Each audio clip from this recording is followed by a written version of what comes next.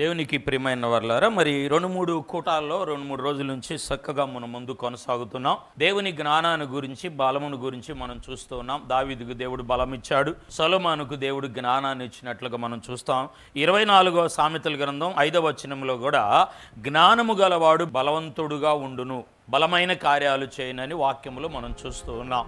ప్రియులారా, మనకు దైవికమైన జ్ఞానం కావాలి. అందుకే పౌలు గారు, మీలో ఎవరికైనా జ్ఞానం కొదువుగా ఉంటే, యాకోబు గారు, పౌలు గారు వారి పత్రికల్లో రాస్తారు కదా, మీలో జ్ఞానము ఎవరికైనా కొదువుగా ఉన్నట్లయితే వారు దేవుణ్ణి అడగవలను, ఆయన ధారాళంగా దయచేస్తాను అన్నాడు. సొలొమోను గారు కూడా ప్రియులారా ప్రార్థనలో దేవుని దగ్గర అడిగింది ఏంటంటే, ఆయన సిరి సంపదలు అడగలేదు, సైన్యాన్ని అడగలేదు, బలమైన ఆయుధాలను అడగలేదు, కానీ ఆయన జ్ఞానాన్ని అడిగాడు, జ్ఞానమును అడిగాడు. మనకు దేవుడు జ్ఞానమును ఇచ్చేవాడు. జ్ఞానం ఉంటే దైవికమైన బలాన్ని మనం సాధించినట్లు. ఓ ప్రాంతంలో ఓ సందర్భంలో జరిగిన విషయము, సందేశం ఏమై ఉన్నది అంటే, ఓ గురువు గారి దగ్గర 2 శిష్యులు శిష్యరికంగా చేరి నేర్చుకున్నారు. ఆయన అన్ని విద్యలను నేర్పించాడు. వాళ్ళకి అన్ని విద్యలు నేర్చుకున్నారు.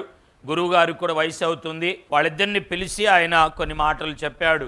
ఏమన్నాడంటే, అయ్యా, నా దగ్గర ఉన్న సమస్త విద్యను నేను నేర్పించాను మీకు. ఈ ప్రపంచాన్ని మీరు జయించవచ్చు, ఎదుర్కోవచ్చు.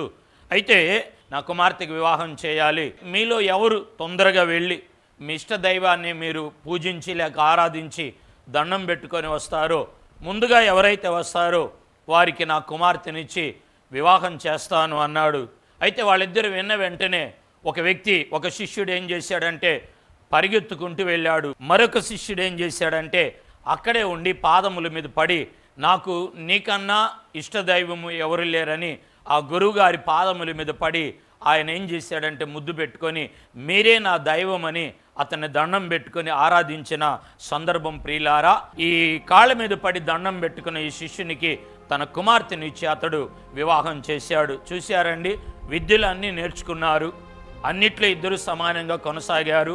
కానీ చివరి దశలో అతడు ఆశీర్వాదాన్ని, ఆ సంపూర్ణతను ఎలాగా పొందుకోగలిగాడంటే, ఒక శిష్యుడు అతడు జ్ఞానంతో ప్రవర్తించాడు. మీరు కూడా మీ సంఘాల్లో కార్యాలు పొందుకున్న తర్వాత మీ సేవకుడు సేవకురాలకు లోబడి ఉండండి, వారిని సన్మానించండి, వారిని గౌరవించండి, తల్లిదండ్రులను ప్రేమించండి. ప్రియులారా, తల్లిదండ్రులకు లోబడండి. ఆత్మ సంబంధమైన జ్ఞానాన్ని దేవుడిచ్చి మిమ్మల్ని ఆశీర్వదించి ఆయన బలపరిచి నడిపించునుగాక.